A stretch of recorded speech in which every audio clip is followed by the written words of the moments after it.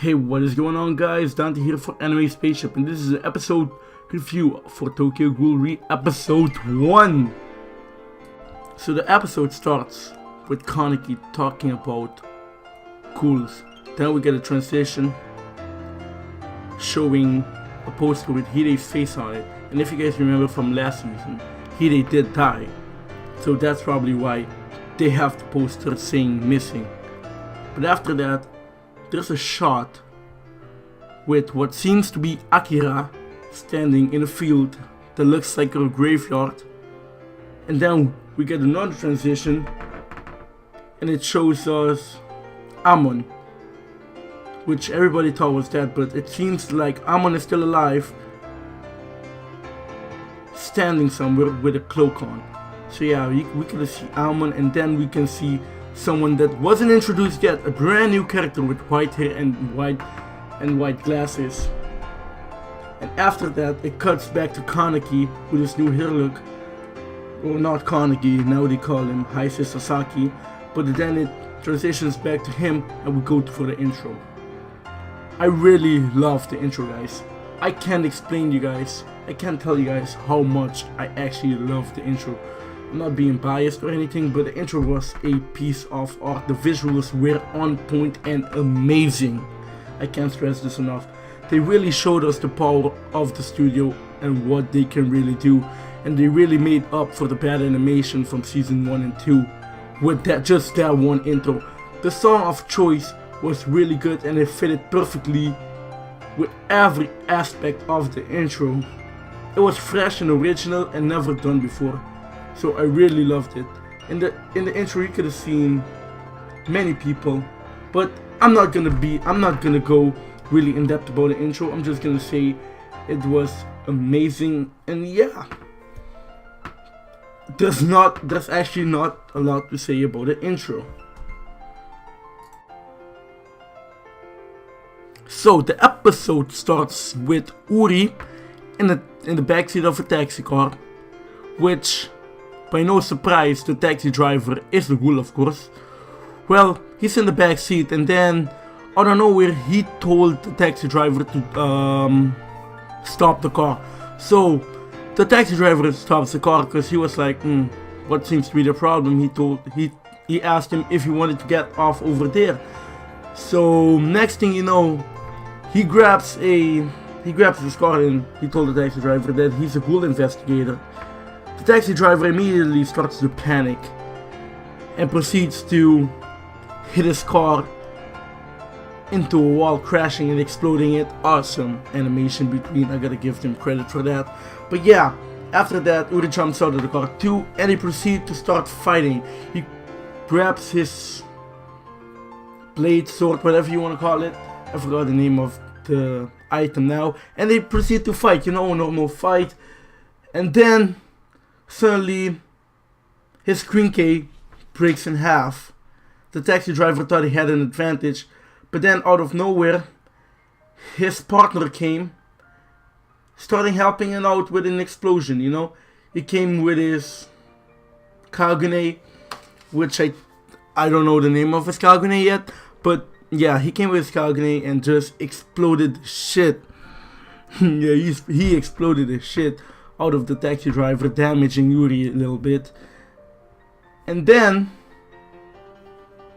the taxi driver finds out that they're actually from the Queen's squad.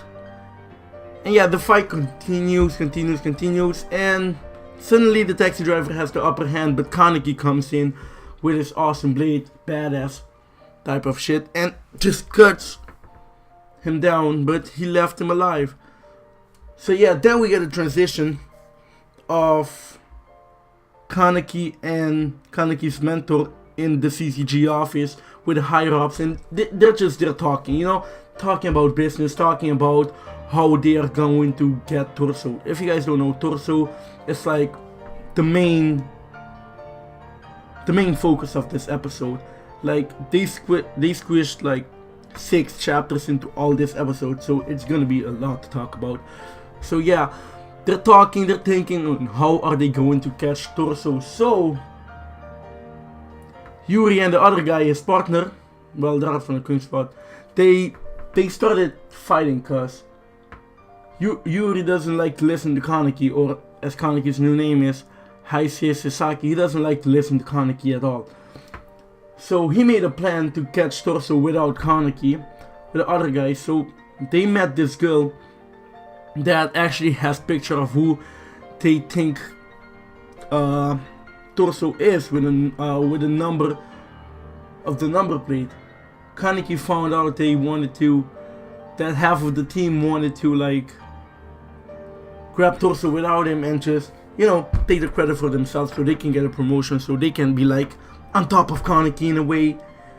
Yeah, cause the vibe that they gave me in this episode is like they don't want to work together as a team, but Kaneki as team mentor is like forced to like, I don't know how to explain to you guys, like keep the team together, but the guy Yuri doesn't want to be a part of the team. He thinks he's like too good for the team. Well, there still needs more character development for all this, so I can't really say if he doesn't want to be a part of the team or he does, or that's just how his character is going to be.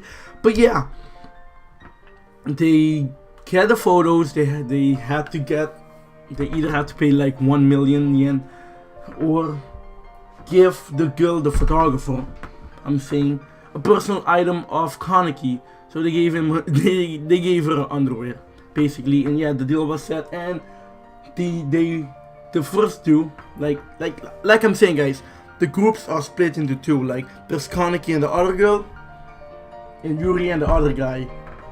Yeah, I forgot the name. Sorry, guys, it's the first episode. I didn't read the manga, but yeah, they're split into two groups. They got a photo. So the two first people are going to like find out if they can catch Torso on their own without Kaneki not finding out. But Kaneki quickly finds out what was going on, and Kaneki visits like the priest. You guys remember the priest from, if you guys didn't watch like season 1 and 2 of Tokyo Ghoul and you guys are still tuning in, I recommend you guys to go watch that and then come back to this video so you guys know exactly what I'm talking about, so you guys don't get confused. Kaneki then goes visit the priest. The priest, as you guys know, was a priest. He used to have orphanage. He used to have an orphanage. I can't talk today. Yeah, and he used to just like eat the children there. And for some reason, he left Amon alive. And Amon and Kaneki had this dope fight at the end of season 2. But yeah, I'm not gonna talk about that. But yeah, then the priests like tell Kaneki that Torso is a taxi driver. With like investigations, they found out that Torso might be a taxi driver. So then the other girl, like she was just in the city like looking for the taxi drivers. They were talking about how hard it is because it could be literally any taxi driver. So she got a feeling, she trusted her gut for once, and she got a feeling. And keep in mind, this girl, she can't use her Kagune, she can't use any of that. But yeah, she got a feeling, and then she went in the car, she stopped the lady, went in the car.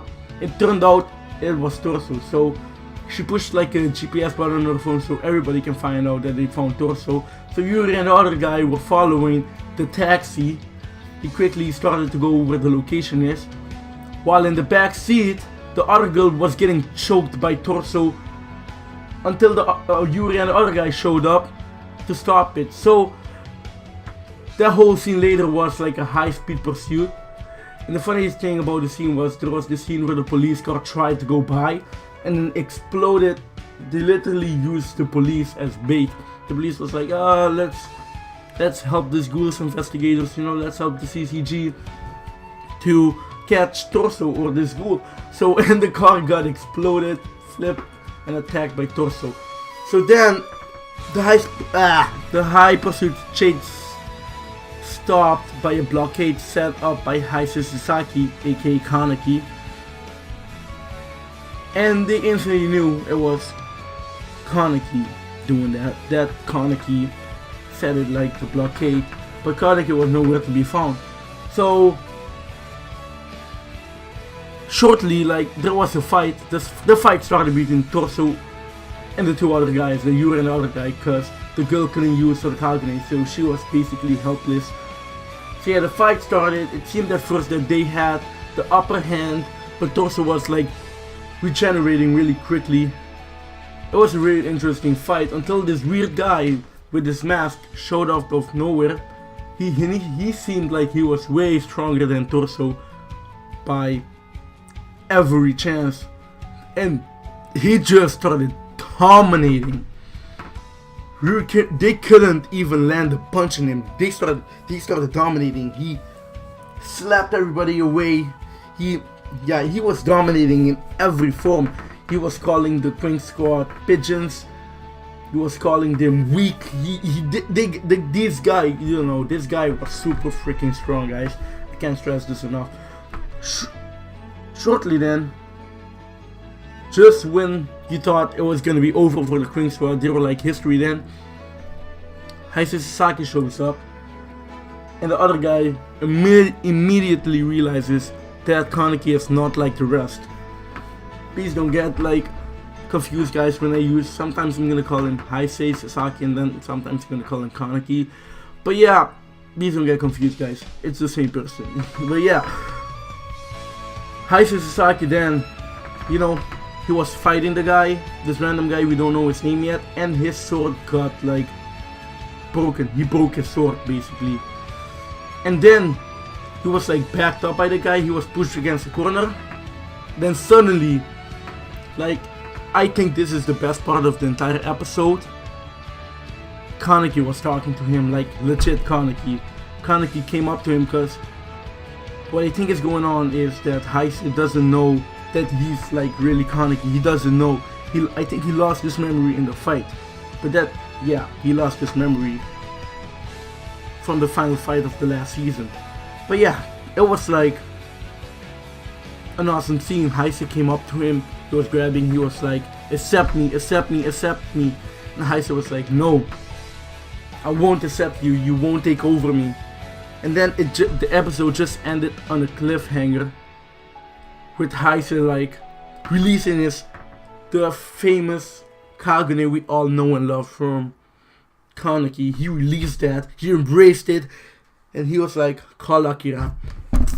So I really want to see what's gonna happen next episode, to be honest, guys. Sorry about that noise, but yeah, I really want to see what's gonna happen next episode with the encounter of Kaneki, if he finds out he was really Kaneki or not. But yeah, the episode was good. It was awesome. I loved the anime. I didn't read the manga, unfortunately. I think I might read the manga, but now the anime is out. But I did already squeeze 6 chapters into it, but I didn't really have a problem with it, guys. I didn't really have a problem with it. I liked it. The animation was gorgeous, flawless. Loved the intro. But yeah, if you guys want to see more anime reviews on Anime Spaceship, make sure to subscribe, leave a like, turn that post notification on. I can't stress that enough. It's the best way to help us. And yeah, just be a general good sport. And yeah, that's it. Also, I am announcing that us at Anime Spaceship, we will be doing more anime reviews and more anime videos. More anime reviews. We're going to be doing the Sword Art Alternative Gun Gale Online when it comes out. We're going to do that day. And we are going to do reviews for Boku no Hero Academia when it comes out. So don't miss your chance. Subscribe so you can see those two. Subscribe so you can see those two. This review was supposed to come out the day the episode came out, but there's just too much that happened in the episode that we just couldn't squeeze it out that day. But yeah, this was the episode, guys. I'm Dante for Anime Spaceship, and I hope you guys enjoyed the video. I'll see you guys in the next one. Bye.